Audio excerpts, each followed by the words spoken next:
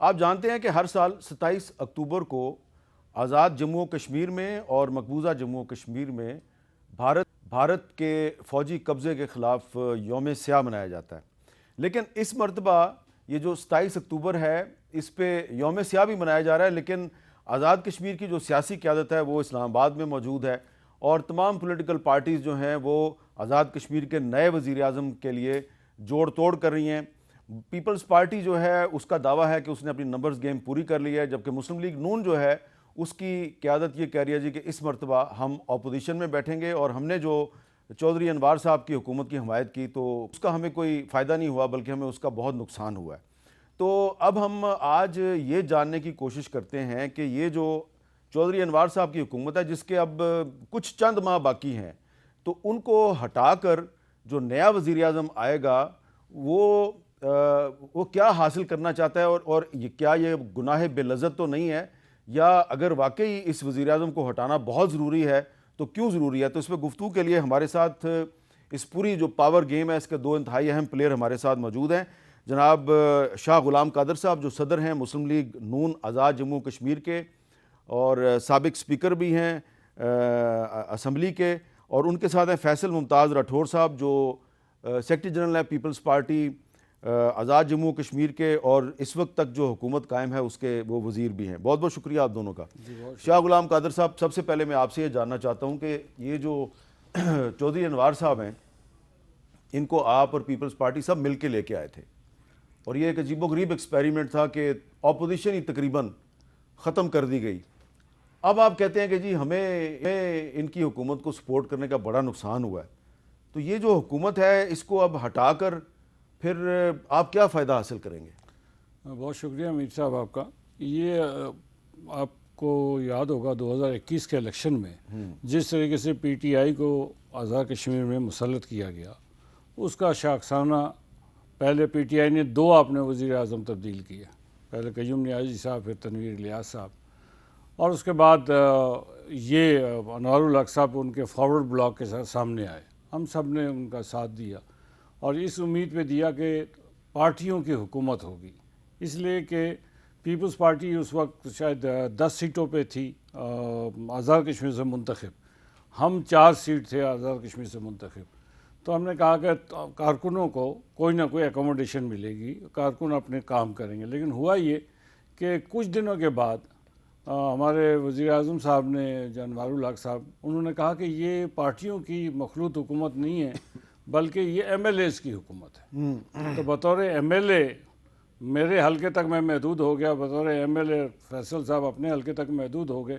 تو ایک نیا تجربہ کرنے کی کوشش کی گئی اور اس تجربے کی ناکامی کی وجہ سے آزاد کشمیر میں پی ٹی آئی نے اپنا رول جو ان کو اپوزیشن میں ادا کرنا چاہیے تھا، اس وقت شاید 5 لوگ رہ گئے تھے، اب تو شاید 4 رہ گئے. تو انہوں نے جو رول ادا کرنا تھا پی ٹی آئی کی لیڈرشپ وہ رول ادا نہیں کر سکی. تو پھر گنجائش نکل آئی ایسے لوگوں کی جن کا سیاست سے کوئی تعلق نہیں تھا، جس کی وجہ سے ایک ایسا موب کریٹ ہوا. اس موب نے کوئی لاجیکل کوئی ان لاجیکل ساری باتیں وہاں چلتی رہیں.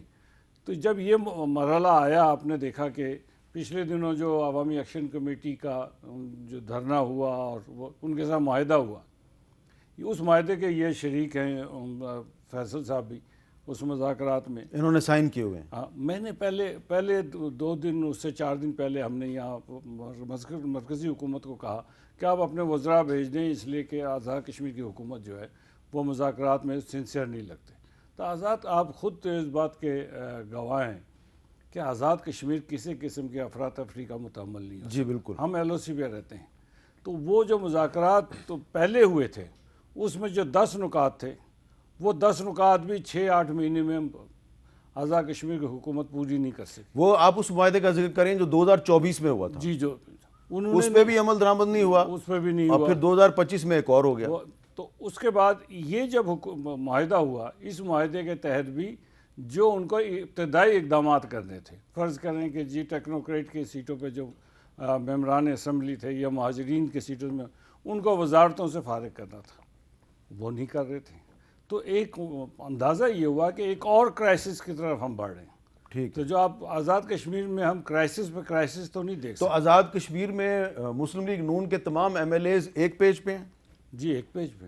کچھ ایسے بھی ہیں انہوں نے خط وط بھی لکھا تھا کہ شہباز شریف صاحب کو کہا جی کہ ہم حکومت نہیں چھوڑنا چاہتے. جی ان کا خیال تھا کہ جی حکومت میں انوار ہماری جو مرکزی مجلس عملہ ہے وہ 1 سال پہلے ہم کہہ چکے تھے کہ ہمیں حکومت سے نکلنا چاہیے، اس لیے کہ 29 حلقوں میں 33 حلقے ہیں، ہم اپوزیشن میں تھے. ہم 29 حلقوں میں اپوزیشن میں تھے تو ہمارے کارکن شور مچا رہے تھے کہ بھائی آپ اب مشکل میرے لیے تھی یا پارٹی کے عہدیداران کے لیے کہ حکومت کی مخالفت بھی نہیں کر. لوگ کہتے تھے بھائی آپ ایک طرف مخالفت کرتے ایک طرف آپ کے وزیر بیٹھے ہوئے، تو ایک مخمصے کی صورتحال تھی.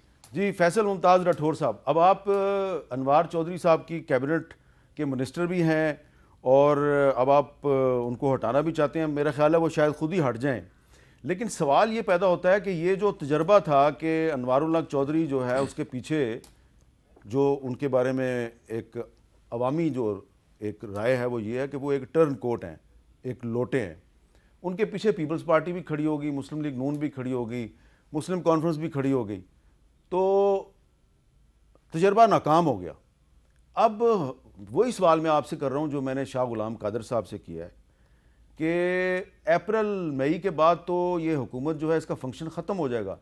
آپ حاصل کیا کرنا چاہتے ہیں ہٹا کے وزیر اعظم؟ شکریہ میر صاحب. سب سے پہلے تو یقیناً یہ ایک حکومت جس وقت بنائی گئی، آپ کو شاید یاد ہوگا کہ ایک پرائم منسٹر سردار تنویر الیاس صاحب جب کورٹ کے فیصلے کی وجہ سے نااہل ہوئے تو امیڈیٹلی حکومت بنانی پڑی، اور اس وقت چونکہ یہ فورڈ بلاک کو پاکستان پیپلز پارٹی نے اور نون لیگ نے سپورٹ کیا اور حکومت میں کولیشن کا حصہ بنی، اس بنیاد پہ کہ ایک سیاسی نظام کے اندر جو لوگ جیت کر آتے ہیں حلقوں کے کام اور مسائل ہوتے ہیں. لیکن جیسے کہ شاہ صاحب نے کہا کہ اس حکومت کے اوپر ایک ٹیگ لگ گیا کہ یہ ایم ایل ایز کی حکومت ہے، اور سب سے بڑھ کر بات آپ خود کشمیری بھی ہیں، یہ سمجھتے بھی ہیں کہ آزاد کشمیر کے اندر لگاتار کچھ ایسے حقوق اور دیگر مسائل تھے جو ایک اس کی لیگیسی میں چلتے ہوئے آ رہے ہیں، جس پہ سیاسی جماعتیں اور سیاسی پارٹیاں اور حکومتیں بات کیا کرتی تھیں. لیکن جب یہ حکومت بنائی گئی تو 48 ووٹ اس کو کاسٹ ہوئے اور اپوزیشن کا سپیس ختم ہو گیا، اور اس سپیس ختم ہونے کی وجہ سے ریاست میں عوامی حقوق کی کمیٹیاں بنی، اور وہ کرتے کرتے اس قدر آگے نکل گئیں کہ آپ دیکھ لیں کہ 3 دفعہ ریاست کا نظام مکمل بند ہو گیا اور وفاقی حکومت کو آ کر ڈائریکٹلی معاہدہ کرنا پڑا، اور میں سمجھتا ہوں کہ یہ غیر اور قطعاً غیر مناسب بھی تھا. اور اس کے بعد ہم سب لوگوں نے یہ محسوس بھی کیا کہ سیاسی جماعتیں قیادت کہیں نہ کہیں irrelevant ہوتی جا رہی ہیں. آج یہ حکومت بنانا یہ کوئی پھولوں کی سیج نہیں ہے. آپ نے خود کہا کہ اپریل کے بعد شاید حکومت کے پاس کوئی اختیار نہیں رہے گا، اور 4-5 ماہ میں کوئی حکومت کیا ڈیلیور کر سکتی ہے، یہ آسان کام نہیں ہے. لیکن سیاسی نظام سوچ کی بحالی کے لیے، پولیٹیکل ورکر کو دوبارہ سے ایکٹیویٹ کے لیے، عوام کے بیانی کے ساتھ کھڑا ہونے کے لیے، کیا آپ یہ مان رہے ہیں کہ آپ کا اور ان کا جی سر، اور باقی پولیٹیکل پارٹیز کا جو ورکر ہے جی سر، وہ آپ لوگوں کے ساتھ نہیں ہے، وہ جوائنٹ عوامی ایکشن کمیٹی کے ساتھ چلا گیا؟ دیکھیے ہمارا ورکر کہیں نہ کہیں ڈیمورال ہے، ہمارے ساتھ یقیناً وہ ہے، لیکن عوامی ایکشن کمیٹی کے ساتھ اس کی ہمدردیاں جڑ گئی ہیں. وجہ یہ کہ میں نے آپ سے پہلے بھی کہا نا، یہ وہ حقوق تھے جو کشمیر کی لیگیسی میں چلتے آ رہے تھے، جس پہ حکومت بھی بات کرتی تھی اور اپوزیشن بھی بات کرتی تھی. جب اپوزیشن بھی ختم ہو گئی، حکومت بھی ختم ہو گئی، تو کسی نہ کسی کو تو یہ بات کرنی تھی، اور وہ بیانیہ کہیں نہ کہیں حقوق کی کمیٹیوں کے پاس چلا گیا، اور پھر اس کو جس طرح سے ہینڈل کیا گیا اس کی وجہ سے پوری ریاست ایک ایسے دھانے پہ آج کھڑی ہے کہ میں سمجھتا ہوں کہ یہ سب کے لیے، تمام سیاسی جماعتوں کے لیے ایک مشکل ہے.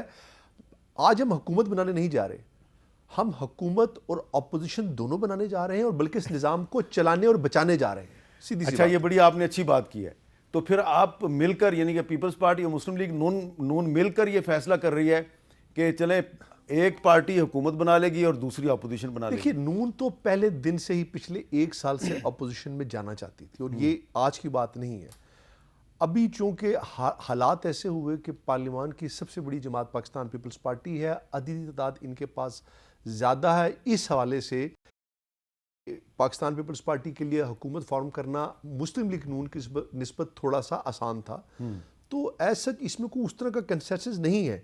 لیکن کل مسلم لیگ نے ایک دوسرے کے خلاف الیکشن لڑنا ہے، عوام کے اندر جانا ہے، تو میرے خیال میں ماحول کے مطابق اسی طرح ہی ہمیں سیاست کرنی چاہیے. ورنہ تو دیکھیے ایک سیاسی ورکر جب سڑک پہ نکلتا ہے بات کرتا ہے اس کو پتہ ہے میں نے کس حد تک جانا ہے، لیکن جب ایک جتھا بن جائے تو پھر آپ نے خود صورتحال دیکھی کہ کیا ہوا، اس کو روکنا پھر کسی کے بس کی بات بھی نہیں رہا. تو اس کو ایک دائرے کے اندر لانا اور نظام کو بچانے کے لیے ضروری ہے کہ سیاسی نظام کو ریاست میں آپ کے وزیر اعظم پہ اتفاق ہو گیا ہے؟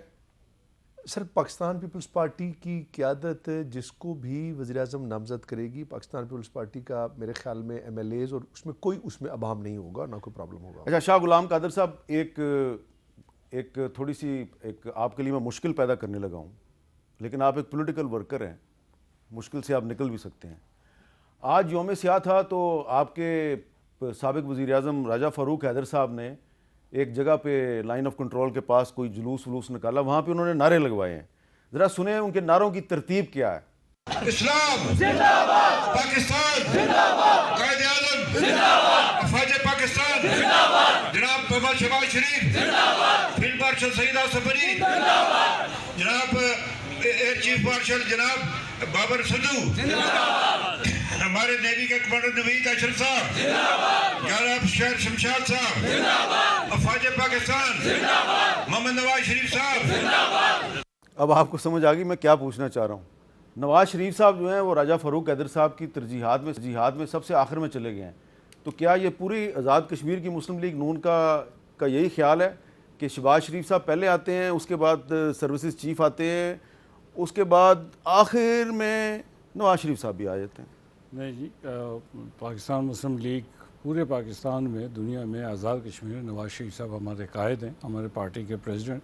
شہباز شریف صاحب خود کہتے ہیں کہ جی وہ میرے قائد ہیں. تو اس لیے نواز شریف صاحب تو پہلے نمبر پر نواز شریف صاحب ہی ہیں. یہی ہماری پالیسی ہے اور ہم انہی کے پیروکار ہیں. اچھا اب فیصل صاحب، مرکز میں تو مسلم لیگ نون اور پیپلز پارٹی اکٹھے ہیں، پنجاب میں آپ کا مسئلہ ہے، لیکن یہ اگر آپ آزاد مسلم لیگ نون جو ہے یہ بیٹھ جائے گی اپوزیشن میں اور پیپلز پارٹی حکومت بنائے گی تو اس کے اثرات تو پورے پاکستان پہ پڑیں گے. آنے سے میرا نہیں خیال، چونکہ آپ کے سامنے پاکستان میں بھی پاکستان پیپلز پارٹی نے حکومت سے باہر رہ کر مسلم لیگ نون کو ووٹ کی صورت میں سپورٹ کیا. یہاں پر بھی آج کی جو میٹنگ ہے میرے خیال میں وہ اسی حوالے سے ہے کہ مسلم لیگ کیا پیپلز پارٹی کو ووٹ دے کر اپوزیشن میں بیٹھے گی یا ووٹ دیے بغیر اپوزیشن میں بیٹھے گی. اور پھر ویسے بھی آپ نے 7-8 ماہ بعد ان دونوں جماعتوں نے ایک دوسرے کے خلاف الیکشن لڑنا ہے. تو اگر آپ نے ایک دوسرے کے سامنے الیکشن لڑنا ہے تو آپ ایک ساتھ حکومت میں رہ کر میرے خیال میں آپ کے پاس کوئی جواز بھی نہیں رہتا، اور اس کے اثرات میں نہیں سمجھتا کہ وفاق میں ہوں گے. جی آپ جی بنیادی طور پر ہم نے چونکہ پہلے فیصلہ کر لیا تھا کہ ہم اپوزیشن میں بیٹھیں گے. یہ مخلوط حکومت کا تجربہ ہی ناکام رہا آزاد کشمیر میں، اس لیے اس تجربے کو دوبارہ دہرانے کی ضرورت نہیں ہے. اگر ان کے پاس اکثریت ہے تو جس طرح مرکز میں پیپلز پارٹی جو ہے وہ شہباز شریف صاحب کی بار بار کہنے پہ بار بار درخواست کرنے کے باوجود وہ مخلوط حکومت میں شامل نہیں ہو رہی، تو ایگزیکٹلی وہی سوچ مسلم لیگ نون کی آزاد کشمیر میں ہے. جی ہم تو ان کو ووٹ بھی نہیں دینا چاہتے. ہم نے فیصلہ کیا ہے کہ جی اس میں ہم ان کو ووٹ بھی نہیں دیں گے، یا اپنی اکثریت ثابت کریں، حکومت بنائیں. ہم اس حکومت سازی میں رکاوٹ نہیں بنے ہیں. اچھا ہم نے تو آپ پیپلز پارٹی کے پرائم منسٹر کے امیدوار کو ووٹ نہیں دیں گے؟ نہیں. تو آپ کو ان کے ووٹ کی ضرورت ہے؟ اکثریت تو ہم نے کل ہی ثابت کر دی تھی. اچھا کل ہم نے رات ان کو ضرورت نہیں ہے، ہم نے دینا نہیں ہے، بات طے ہوگی. جو ووٹ تھے کل ایک کھانے پہ ہم نے ایک، شاید آپ نے ویڈیو دیکھی ہوگا کہ اس میں ہمارے پاس تمام ممبران جتنی اکثریت ضرورت ہے وہ شامل ہے. تو ایز سچ ووٹ تو ہمارے پاس پورے ہیں جتنی تعداد ہمیں چاہیے، لیکن ایز اے پارٹی چونکہ یہ ہماری جماعت کا قیادت کا فیصلہ ہے کہ وہ جو بھی کرے، لیکن پیپلز پارٹی کے پاس اتنے نمبرز پورے ہو چکے ہیں کہ وہ اپنی حکومت بنا سکے.